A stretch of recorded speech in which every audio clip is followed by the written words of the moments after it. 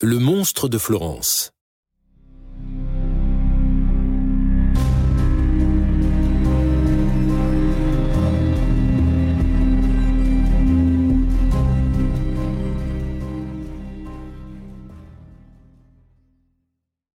En analysant la situation 14 ans après les meurtres de 1968, il paraissait évident que Stefano Mele, le mari de Barbara, la première femme assassinée, ne pouvait pas être le monstre de Florence, car il avait été placé en détention à la fois en 1974 et en 1981.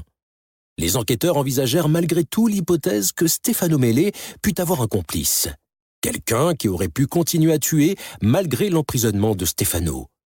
Mais cette piste fut abandonnée, notamment car Stefano clamait toujours son innocence et refusait de coopérer avec les enquêteurs. Le tueur attendit encore une année avant de frapper à nouveau. Le 9 septembre 1983, le monstre surprit la police en changeant son mode opératoire, peut-être par méprise, en assassinant 2 jeunes garçons allemands, Horst Meyer et Uwe Rochsen. Les 2 jeunes victimes ont été abattues alors qu'ils dormaient dans leur camping-car de marque Volkswagen à une dizaine de kilomètres au sud de Florence, dans une clairière dégagée.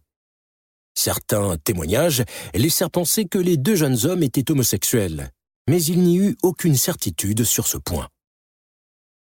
Il n'y avait aucune trace apparente de mutilation des corps des 2 victimes, et au début des investigations, les enquêteurs n'attribuèrent pas ce double meurtre au monstre de Florence. À la surprise de tous, l'expertise balistique révéla que le même pistolet automatique de marque Beretta et de calibre 22 avait été utilisé, comme pour les affaires précédentes. Pourquoi le tueur avait-il changé son mode opératoire? Peut-être le tueur avait-il fait une erreur? Une des 2 victimes avait de longs cheveux blonds, et il aurait pu être pris pour une jeune femme. Réalisant sa terrible méprise, le tueur aurait pu ne pas vouloir pratiquer ses mutilations physiques habituelles sur le corps d'un homme. À part le pistolet et les munitions utilisées par le tueur, les enquêteurs furent intrigués par quelques éléments communs à chaque meurtre. Toutes les victimes avaient passé leur dernière soirée dans une discothèque. Le meurtrier agissait généralement le samedi soir, et il préférait agir lorsque la lune était cachée par des nuages. Ce dernier détail pouvait avoir des significations ésotériques ou pouvait tout simplement être une précaution du tueur pour ne pas être identifié, repéré ou reconnu. Et dernier élément troublant, les enquêteurs pensaient que la raison pour laquelle les affaires des jeunes femmes étaient éparpillées à proximité était probablement que le tueur prenait son temps pour choisir et emporter un objet appartenant aux victimes. Une sorte de trophée macabre qu'il emportait avec lui dans sa fuite. À la suite des multiples articles parus dans la presse sur cette dernière affaire, Massimo Introvigne, un historien spécialisé sur les questions religieuses, décida de rencontrer les enquêteurs pour leur livrer son témoignage. Introvigne dit aux policiers que la ville de Florence, qui a partiellement inspiré Dante dans l'écriture de son chef-d'œuvre littéraire L'Enfer, avait une longue tradition de sorcellerie. Il les informa que les sectes occultes n'étaient pas nécessairement satanistes. D'après Massimo Introvigne, les rituels de mutilation pratiqués sur les multiples victimes pouvaient avoir été faits par des fétichistes. Cette révélation correspondait bien avec les pistes élaborées par les enquêteurs. Ils étaient persuadés que les organes génitaux découpés et emportés par le tueur avaient pu être utilisés comme des trophées, par exemple pour un culte religieux. Peu de temps après le meurtre des 2 jeunes Allemands, l'ambulancier des urgences médicales, qui avait accompagné Paolo Menardi à l'hôpital en 1982, reçut un autre appel particulièrement troublant. Alors qu'il se trouvait en vacances à Rimini, un inconnu se présentant comme le monstre de Florence lui demanda à nouveau ce que Paolo Menardi avait bien pu raconter avant de mourir dans l'ambulance qui l'emmenait à l'hôpital. Cette nouvelle fut un choc pour les forces de police. Comment le tueur pouvait-il savoir que l'ambulancier était en vacances à Rimini? Et comment a-t-il fait pour réussir à le contacter? Un autre long hiatus. Le tueur attendit encore 1 an avant de frapper à nouveau. Le 29 juillet 1984. Cette fois, ses victimes étaient un jeune couple, assassiné à Vicchio di Mugello, quelques kilomètres au nord de Florence. Ce double meurtre contenait toutes les caractéristiques des précédentes affaires. Le corps du jeune homme fut retrouvé sur le siège arrière de la voiture, vêtu uniquement d'un slip et d'une chemise. Non loin du véhicule, caché par quelques buissons, le corps entièrement nu de sa compagne était étendu, sans vie. Comme les précédentes victimes, ses bras et ses jambes étaient complètement écartés, et ses organes génitaux avaient été découpés et emportés.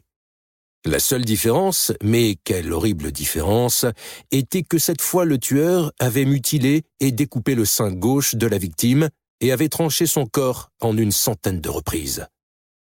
L'autopsie révéla bien vite que les deux jeunes victimes avaient été abattues au travers de la vitre de leur voiture avant d'être poignardées. Le corps de la femme avait été tiré par les chevilles sur une dizaine de mètres. Les résultats de l'expertise balistique ne furent pas une surprise pour les enquêteurs. L'arme du crime était bien entendu un pistolet automatique Beretta de calibre 22, et les balles étaient de la même série que celles qui avaient tué les précédentes victimes. Le couteau avait quant à lui un seul tranchant, et correspondait avec les précédentes mutilations. Aucune empreinte digitale ne fut découverte sur la scène de crime, renforçant la théorie des policiers selon laquelle le tueur en série portait en permanence des gants en latex pendant ses crimes. Et les enquêteurs se demandèrent pourquoi le tueur avait emporté le sein gauche de la jeune femme. Ces actes devenaient-ils tout simplement plus horribles ou était-ce relié à un aspect rituel? Les policiers avouèrent rapidement à la presse qu'ils n'avaient aucune piste sérieuse et qu'ils étaient tout aussi perdus qu'auparavant. À l'occasion d'une conférence de presse, le substitut du procureur en charge de l'affaire, Francisco Flori, dit que le meurtrier pouvait très bien être un homme au-dessus de tout soupçon et un homme respectable en apparence, un voisin bien sous tout rapport. Au-delà des motifs qui poussaient le tueur à assassiner, on n'arrivait pas à comprendre pourquoi il s'attaquait uniquement à ce type de victime. Le tueur en série était à l'évidence un sadique qui préférait s'attarder à des proies choisies au hasard dans des endroits isolés de la campagne toscane. Selon les enquêteurs les plus âgés, le tueur était un fantôme. Après presque 2 décennies d'enquête, il n'avait aucun suspect, aucune preuve matérielle décisive et quasiment aucun espoir d'attraper ce monstre impitoyable et insaisissable. Le dernier meurtre connu, attribué au monstre de Florence, se produisit presque un an après, le 8 septembre 1985. Un couple de Français fut retrouvé assassiné. Jean-Michel Cravechvili, âgé de 25 ans, et Nadine Morio, âgée de 36 ans. Ils campaient près de San Cacciano, un endroit dans les proches environs de Florence. Le corps de la femme fut découvert à l'intérieur d'une tente, et elle avait été abattue de 4 balles. Les 3 premières balles avaient traversé son crâne, tandis que la 4e perforait son thorax. 4 balles avaient aussi frappé son ami, Jean-Michel. Une dans la bouche, 2 dans l'épaule gauche, une dernière dans le bras droit. Selon le rapport du médecin légiste, tous les tirs ont été effectués à très courte distance, moins de 40 cm.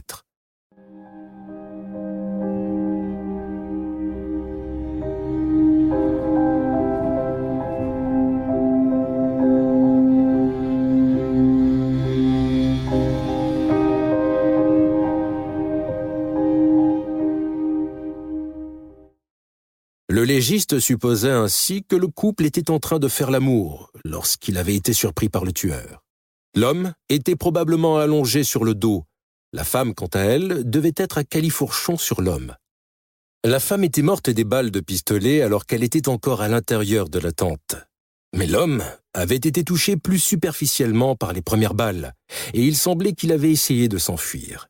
Il avait réussi à sortir de la tente et avait couru sur plusieurs dizaines de mètres avant d'être rattrapé par le tueur et poignardé à mort. Il avait été poussé dans un ravin à proximité et c'est là que son corps avait été retrouvé par les enquêteurs. Après avoir assassiné le jeune homme, le meurtrier était revenu sur ses pas dans la tente et il avait pratiqué ses mutilations sur le corps de la jeune femme. C'est là qu'il avait découpé et emporté le vagin de la jeune femme, ainsi que son sein gauche. Le médecin légiste estimait que l'ensemble des mutilations avait dû lui prendre moins de 10 minutes. Peu de temps après la découverte des corps de Jean-Michel et Nadine, les enquêteurs pensèrent enfin qu'ils tenaient une piste sérieuse. Une douille de Winchester avait été retrouvée sur le trottoir, en face d'un hôpital situé à proximité. La proximité de l'hôpital, conjuguée avec la théorie des enquêteurs sur le scalpel et les gants chirurgicaux que le tueur utilisait, tout laissait penser qu'un membre du personnel hospitalier pourrait être le meurtrier. Malgré cela, aucun indice supplémentaire ne fut découvert, et cette piste fut rapidement abandonnée. Le lendemain du dernier double meurtre, une lettre arriva au bureau du procureur, adressée à mademoiselle Silvia Della Monica, substitut du procureur. L'adresse du procureur avait été rédigée en utilisant des lettres découpées dans un journal, et cette adresse contenait une faute d'orthographe. Dans l'enveloppe, il y avait une simple feuille de papier, pliée et collée à ses angles. Et dans cette feuille pliée et collée, se trouvait un petit sac en plastique. Le sachet contenait un morceau de chair que le tueur avait prélevé sur le sein gauche de la dernière femme qu'il avait assassinée, Nadine Morio. Tout au long des 8 années suivantes, les enquêteurs interrogèrent plus de 100 000 personnes, dans l'espoir de découvrir une piste dans leurs investigations. Pendant les années 90, ils commencèrent à concentrer leurs efforts sur un dénommé Pietro Pacciani, un fermier quasi illettré de 68 ans qui pratiquait avec passion la chasse et la taxidermie. Ce qui intriguait les policiers était qu'en 1951, Pacciani avait été arrêté et jugé pour le meurtre d'un commercial itinérant qu'il avait surpris en train de faire l'amour avec sa fiancée. Après avoir poignardé le représentant à 19 reprises, il avait battu à mort, puis avait violé son corps. Rapidement jugé, Pacciani fut condamné à 13 ans de prison pour ce crime. Peu de temps après sa sortie de prison, Pacciani se maria, s'installa dans une ferme et eut des enfants. Malgré cela, il fut à nouveau arrêté et emprisonné entre 1987 et 1991 pour avoir battu sa femme et agressé sexuellement ses 2 jeunes filles. En plus de ce lourd passé judiciaire et criminel, plusieurs témoignages révélaient que Pacciani était impliqué dans un groupe occulte composé de 3 autres hommes, Mario Vanni, Giovanni Faggi et Giancarlo Lotti. Tous les 3 étaient connus pour être des voyeurs, arrêtés à plusieurs reprises pendant leurs équipées nocturnes. Pacciani et Vanni avaient aussi participé à des messes noires, durant lesquelles des parties de corps féminines avaient été utilisées, au domicile d'une prétendue sorcière près du village de San Caccione. Cette même sorcière était infirmière dans une clinique, et elle avait recommandé Pacciani, qui fut employé comme jardinier grâce à l'aide de son ami. Enfin, d'autres témoignages permirent de découvrir que l'un des docteurs de cette clinique présidait des cérémonies sataniques qu'il organisait lui-même. Bien que le responsable de l'enquête, Michele Guttari, ait mis des doutes sur la capacité intellectuelle de Pacciani à planifier ce type de meurtre et de mutilation rituelle, Pacciani fut arrêté le 17 janvier 1993. Le procès de Pietro Pacciani commença plus d'1 an après, en novembre 1994. Le procureur était déterminé à prouver que Pacciani était l'un des tueurs en série les plus prolifiques d'Europe.